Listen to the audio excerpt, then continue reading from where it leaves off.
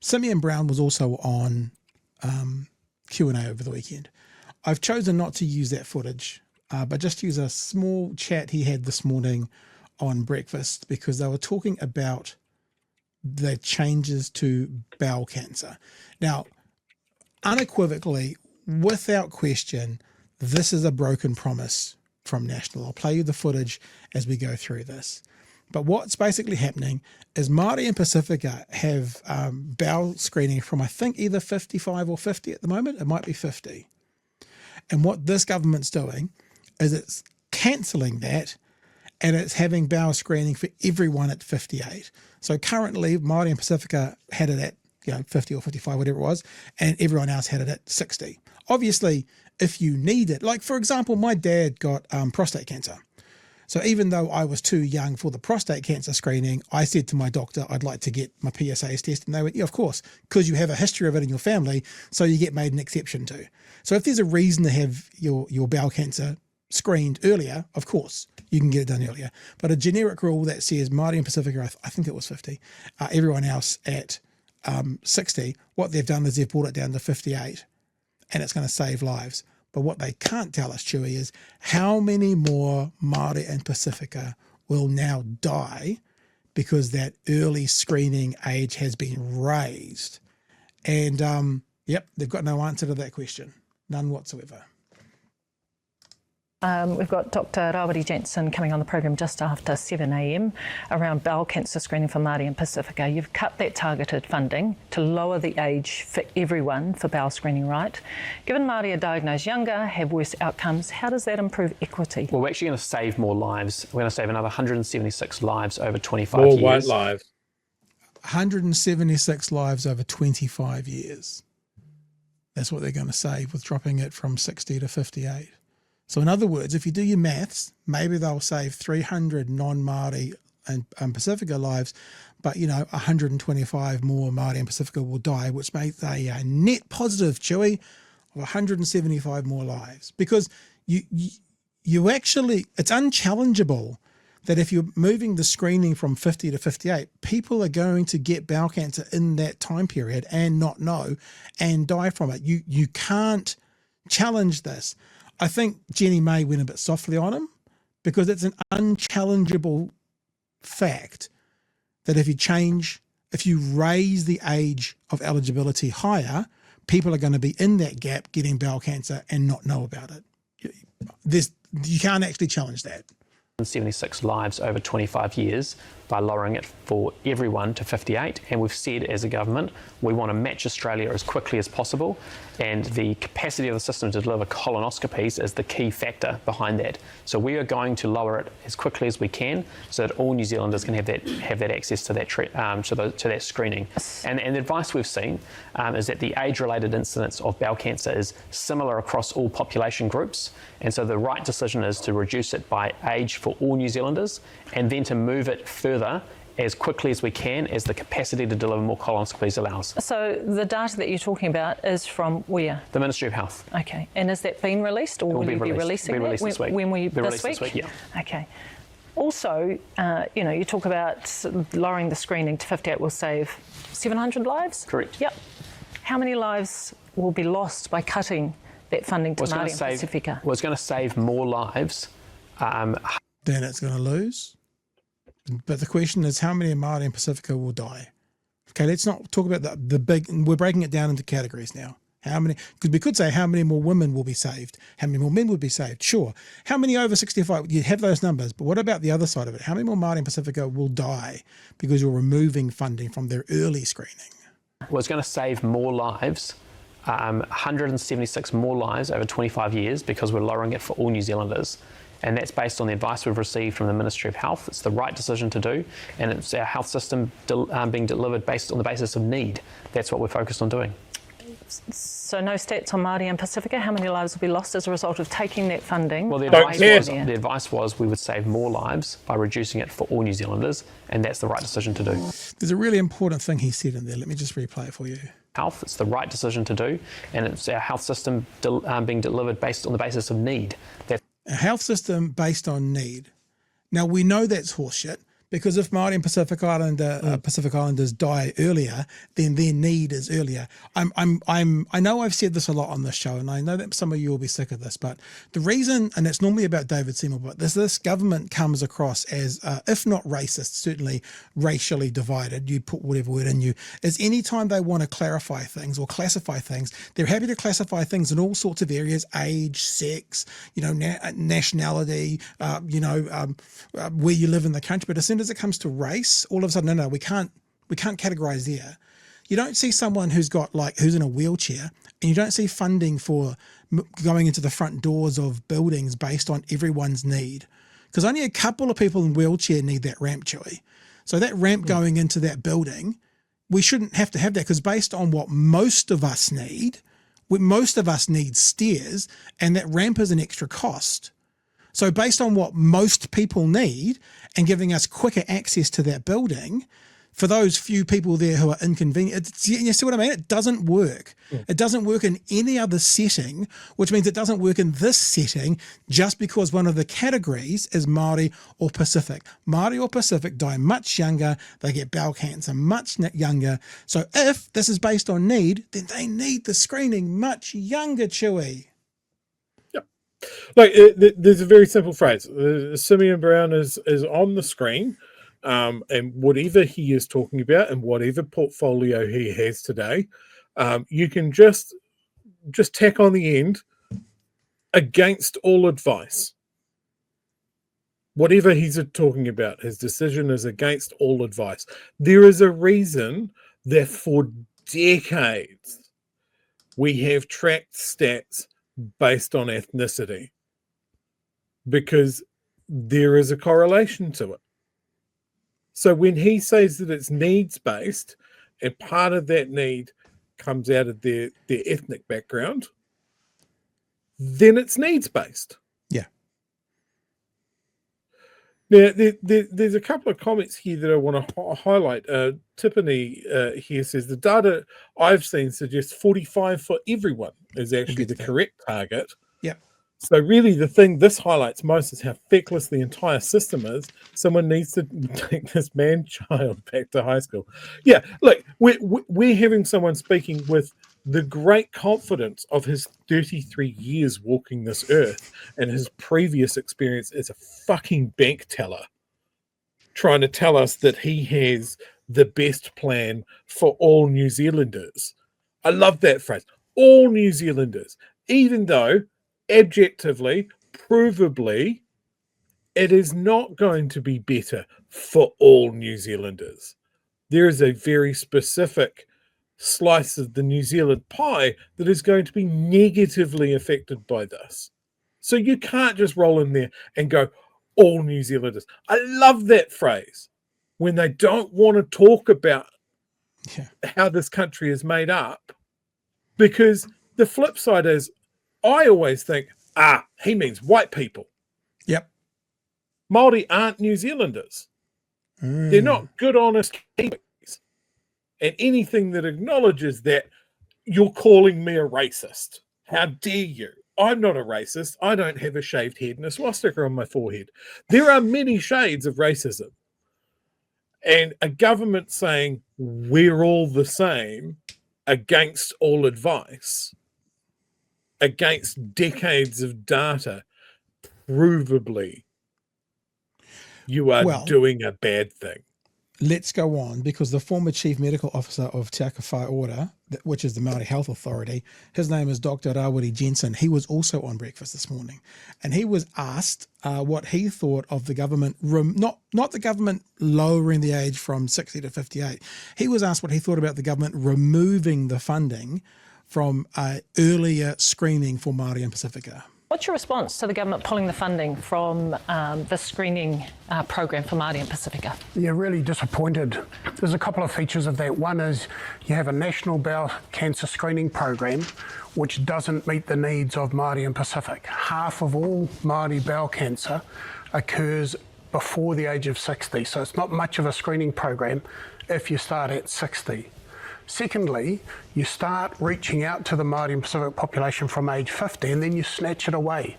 that's not a trustworthy response from our system. And I think Māori and Pacific communities will. That's a really good point. This is how it goes for you guys. This is what you guys need. We're going to provide it for you guys. But just kidding. Not anymore. Yeah. Trust that would remove from the system to do with Māori and Pasifika. Terrible. Very disappointed. The Minister, Simeon Brown, was on Q&A yesterday. He talked about the screening tests, and rather than the screening test, he was talking about actual people engaging with the screening test. And actually, that's where the money should go, and then that's where we should putting our focus on, rather than the testing itself. Do you buy that? Yeah, look, we've definitely got to do a great job of reaching out to Māori and Pacific communities. And I think one of the things we've got to do is be trustworthy so that we're trusted. Snatching away this part of the program is not a good way of being trustworthy. Having said that, we also need to have a bowel screening program that progressively brings the age down. And I'm in favour of that. It's really important that we bring the age down in terms of the screening program. And the government is hoping to get that down to 45 to follow Australia, right? Well, follow all international jurisdictions, that's what we should do. But as we do that, shouldn't we reach out to the population who's most at risk in this earlier age group? You know, half of all Māori and Pacific bowel cancers occurring before the age of 60, that's a group that we've got to reach out to. Snatching it away so that everybody can get it done from 58. Do people feel good about that? You know, we're going to do it from the age of 58 by taking it away from a group that really needs it. I don't think New Zealanders expect that from the health system. It's wrong. And we've got one more clip to show as well, Chewie. We might just roll straight into it. Yeah, absolutely. Because this is also about something else. My notes are gone skyward. Should we be reducing bowel screenings for all ages? Right, so that's what it's about. Should we be reducing bowel screenings for all ages with Dr. Jansen again? It's just 90 seconds. So the Minister said the advice we've seen is that the age-related incidence for bowel cancer is similar across all population groups. So the right decision is to reduce it by age across all New Zealanders. How do you respond to that? Well, the Māori population is younger. That's the age structure that we have. We don't get to live to these great old ages, partly because we have a health system which doesn't deliver very well to Māori and Pacific. The government seems to be walking away from its responsibilities around health equity.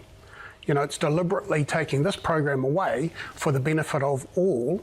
You know, actually it needs to be doing a better job specifically for Māori and Pacific populations. That means our screening should be earlier. I can hear voices. I can hear voices saying privilege, and that this should be available for all New Zealanders. What do you say to that voice? Look, we've got to reduce the age of our screening program. We've got to do that in stages. As we do it in stages, we have to address the population that's most in need, and that is Māori and Pacific populations. Our population's younger, we're getting the bowel cancer. It is preventable. We're going to see dozens of deaths which are preventable. It's going to be brothers and cousins and aunties. You know, it's going to be family members we know who get bowel cancer, and we go, hell, that should have been detected in a bowel cancer screening program. Yeah. It's going to cost us. Yep. One more clip to play you, Chewie, which is the evidence that this is another broken promise from National. But before I do that, do you have any thoughts you want to add in? I think he mentioned the fact, like, I find it funny, right? We take away from Māori and Pacific Islanders and we say that we give it to all New Zealanders. And then when you reverse the question of going, oh, well, if you guys get it early, you know, some people are talking about privilege. And the answer was, no, I believe that everybody should get it at this young, like if you want to remove race from this discussion and ethnicity from this discussion, you would go, okay, well, when's the trigger point for bowel cancer? Like, just where is it? Okay, let's say it's 45 or 50. You know, well, where's the harm in testing everybody? What do we need to do to test everybody to increase the chance of catching this, regardless of ethnicity? The answer is at the youngest age point. Like, if you really want to make a difference and move the needle here, that's how you do it. But no, we will do it too late for some of you, and we'll just take the European average. Cool. Let's go with that. Because the default status for any government yardstick is clearly European is average. European is mean. European is the standard that everything is measured on. It's bullshit. I love it when like you can do this for any sort of stats. Like I love the things that like when they invented seat belts, they were good for men and they injured women because the mannequins that they used were men. The average air conditioning temperature in an office building is too cold for women because it's the right temperature for men. Yeah, like we keep using this, the white male standard for everything. It doesn't work. It doesn't work. Just follow the data. You collect the data, you look at the data, you make decisions based on the data, not throw it out and go on vibes. Simeon. This often happens, yeah? What often happens is I get an idea in the middle of a show, and so very quickly I've just looked this up, Chewie. Because, I've made the mistake tonight, because I should have thought of this before, but we should make sure we think of this every time, because when they talk about costs, they never give us numbers. So what is the cost of bowel screening now? Like, what does it cost the country, bowel cancer screening? This Google's already scraped this document for me. And you ready for this? According to available information, the estimated annual cost to a fully implemented bowel cancer screening program in New Zealand would range from 24 million to 53 million. And that would cover from 60 to 74. So let's add another 20 years in there and say it's 100 million. $100 million. And you know what I'm about to say next? That's such a small amount in a government budget. So just so you're clear, from 60 to 74 be between 24 and 53. So call it 75. So 75 million for that lot, 75 million to go down 15 years as well. So to get it to 45, to go 45 to 74, actually, that wouldn't quite work because some of those people who are 45 then wouldn't be getting screened after 60 or 50. But even if it did, so we're looking at $150 million to have bowel cancer screening done from 45. Now, Chewie, remind me again, has this government emptied their coffers of any significant chunk of money for any reason they didn't need to? Or have they been really tight with the budget all the way through and they've had no spare money to splash around? Been laser focused on the cost of living. Because obviously, if they haven't got 150 million, well, actually, let's say it's 75 million because they're already spending 75 million. So they can't find another 75 million. Sometimes I have this memory and I can't quite pick what it is. It's got something to do with rental properties and landlords, and the number 300 million comes to mind. Hang on. No, I'm wrong. Isn't it 3 billion? 3 billion. So they can't afford another 75 million. That would immediately, my number, remember, immediately go back to 45 years of age. 150 million total. Let's even say 200 million total. So they can't afford another 100 billion. I'm trying to be generous. But they can give 3 billion back to landlords who didn't need it and didn't ask for it. So I've asked Google a couple of questions here as well, based on bowel cancer in New Zealand. So we've got a number to screen bowel cancer much younger than what the government wants to do, and it seems to be a pretty good bang. Is it good value for money though? What's the cost of treating bowel cancer in New Zealand? It ranges between tens of thousands and hundreds of thousands of dollars to treat someone for bowel cancer. Okay, so let's take a median point and say like $50,000. Does that sound fair? Sure, How fair. many people get bowel cancer in New Zealand each year? 3,300 people, they reckon. Mm-hmm. So what's that? 50,000 times 3,300. So there's $165 million. Yeah. So it's easier to treat something and catch it sooner, right? Like so there's what we've always been saying whenever these guys, your 33-year-old bank tellers, come in and talk with great confidence about something he knows nothing about. It's the cost of everything. We know the cost of everything, but we're so short-term focused that we can't look at the fact of, like, if we spend this money, we save some money. Mm. Like, if you want to take human misery and ethnic decisions out of the whole thing, which they clearly want to, then just look at it purely on an economic pros and cons there, that this is worth the money. I'm not wrong, am I? I don't think so. I don't think so. It's just so infuriating as well. Look, I like Jenny Makeoff and I like Breakfast. I like what they're doing, but you know, a couple of fucking idiots from the bottom of the South Island shouldn't be coming up with these questions when they have no access to get them answered.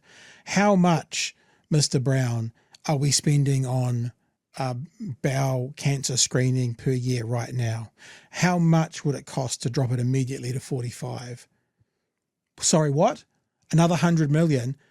Sorry, Mr. Brown, how much tax are landlords getting in tax reimbursements and write-offs? So what was that? How much was that break fee? Because you guys ballsed up the ferry thing? Oh, 300 million. So that could have covered 3 years of saving New Zealanders' lives, making it 45. Because then, you know what, Mr. Brown? Then you wouldn't have had to worry about the carve out for Maori and Pasifika, because they'd come under the 45 and they'd probably Pat. see more. Yes, Chewie. Chat, just fucking brace yourself. From the depths of the 6th of June of last year, Transport Minister Simeon Brown reveals $1.6 billion boost for pothole fund. So we couldn't This do is what I love. we couldn't do Especially 1.7. when it's Simeon Brown. What about 1.7 billion on potholes, and then just take 100 million of that away and fix some people's bowel cancer? How about that? This is what I mean. The transport budget is $64 billion. Frustrating. Look, Like, I'm gonna it's just fiddling around the edges and just go, no, we just want to keep it in the constrained little box. We just want it here. We don't want to talk about any other issues, even though I know that I had a personal cause that I was champion because I wanted to stand next to potholes and run the government out. $1.6 billion. and let's just wrap up now, and just to hold them accountable for one more thing, because remember what we've said for a couple of years now. We will hold this government accountable to what they expected of the last lot and what they set for themselves. Paddy Gower talked in one of the debates pre-election about bowel cancer, and Mr. Luxon made some promises. Talking about bowel cancer screening. It's our second biggest cancer killer. 1,300 Kiwis are dying from it every year, and they are getting younger and younger. But caught early, there's a 90% chance of survival. Sitting in our audience right up there is Amy Rose Yates. She's got stage 4 terminal bowel cancer, and she's in her early 30s. The national age for screening in this country is 60. Her question is, will either of you lower the age of screening and save the lives of Kiwis? Yeah, I'd like to do that. And we've also said we'd like to do it on breast cancer screening. We're extending it from 69 to 74, saving 65 lives. It makes sense that we should do the same on bowel cancer. So what will you bring it? Because, Paddy, here's the problem, right? We have a 15% higher mortality rate on cancer than the equivalents in Australia do. And so we actually have to close that cancer gap. So how are you closing that gap now, Mr. Luxon? Remember, it is easy, as Hamilton says, to win, but governing is hard. Governing is hard, Mr. Luxon. You've made the promises when you're in opposition. Governing's hard. How are you going to close that gap? Time. Okay, so the bowel cancer screening, do you want to bring it down as well, Chris Hickmans? Yes, absolutely, I do. So you'll make that commitment to bring it down? Absolutely. All right, so both of you, I just need...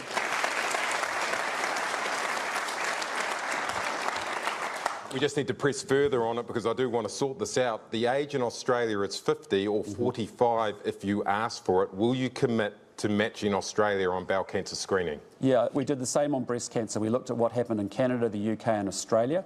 It's 74, and I think we should use those same measures. So you'll bring it down to that? There you go. Now, you know what they're going to do now. Unfortunately, one question Patty didn't ask was, in your first term? Because they're going to go, yeah, we've brought it down to 58, and then we'll work our way down towards 45, just like we promised. But we all know that that's horseshit. That's the shell game that we've often talked about with politics, moving the shells around so you can't see where they are. So there you go, broken promise. Come on, Patty. We know you watch the show. Just remind him. Like, you seem to be really wrapped up in the fact that you had someone with cancer in the audience. Where's the follow-up? Yeah, that was a little bit uncomfortable, wasn't it? Because, like, unfortunately for that, a very sad situation for that lady, she wouldn't have been caught up in a 45-year-old screening anyway. So it's a bit weird. It does feel a little bit like, you watch Trump at the State of the Nation in the crowd, and the person there who lost a family member too. It just felt a little bit, I don't know. It's just weird. I wouldn't like if there had been a person who got diagnosed at 55 and they would have got caught at 50 or 40. That makes more sense. But it felt like just the kind of stage show of having someone for the sake of having them, which is unfortunate. Hey, look, let me just say one other thing, because there's another announcement made about the government today, and I'll give a bouquet here. I'm not saying that this is a carte blanche bouquet, because I do want to know the details, but they've promised to clear the backlog of surgeries by using public money to fund private hospitals. Now, before anybody jumps on me about that, if it is just literally that, clearing the backlog, like ACC does all the time, ACC will pay a private hospital to, do an operation. Yeah. If it's just that, and it's not therefore then going to be from now on we're funneling all of our money to the private, I actually have no issues. In fact, would support trying to get some of those people on waiting lists for years, their surgery done by government money going to private entities just to get that surgery done. So I'll happily, as long as it's as simple as that and there's no fishhooks in this policy, happy give that to my support. So give them some credit when credit is due. Now we'll see if there's any fishhooks, but at its most simplistic, if we don't have the ability to clear up the backlog in the public system now, utilizing the private system to do it, I mean, if you're on that waiting list, you'd be like, woohoo, we've won lotto, so go for it. Hey, here's a nice little thing to bring up, because obviously the health budget is fucking hard done by, right? I might have been prompted by someone in the chat there, Gary. I see you. I wonder how much tax revenue cannabis would have brought in. 2 billion. Yeah, that was the estimate. Actually, it seems like it might be closer to 3, okay. But let's say 2 or 3 billion. Yeah, in tax revenue if people just got their head out of their ass on cannabis and realized, look, we can fund some of the things that we want to do if we stop doing prohibition on something that is readily available as is. Yeah. And that police basically just turned their blind eye to anyway. Shit, bro, you should have been with me at Waitangi. It was the dominant smell just walking around everywhere in Paihia or Waitangi, just on the side of the road, everywhere. So, and police were everywhere. They don't pay attention to it anymore. They don't care about it. So what you're saying is that it's a waste of police time and a way of funneling untaxed revenue to gangs. Yep. And if we maybe took a sensible adult look at that, we could fund bowel screening to the appropriate level for truly all New Zealanders. Not Simeon Brown's version of all New Zealanders, actual all New Zealanders. Yeah. Interesting. Right. Something to think on.